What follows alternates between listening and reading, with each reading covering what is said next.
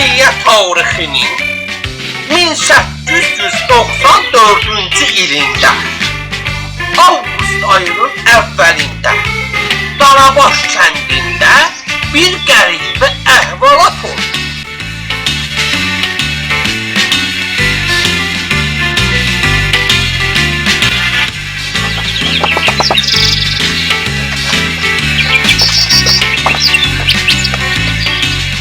Ne lazımdı dadaş? Emir, Gazi ağanı görmeye gelmişim.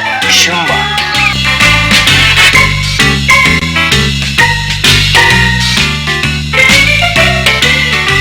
Nasıl? Əhvalat budur ki, Məhəmməd Həsən əminin eşşəği uğurdanıb.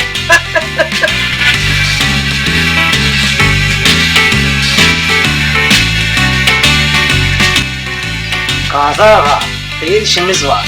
Bu gelini de getirmişim ki şirinliği olsun.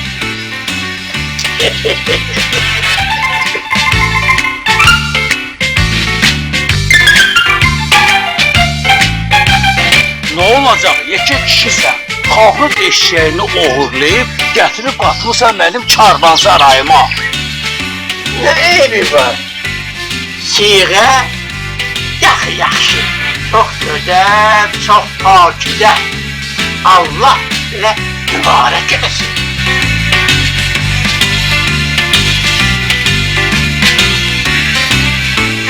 Kişi, deli olmamsan ki. Belki çevirsən, ben halkın eşeğini niye uğurlayıram?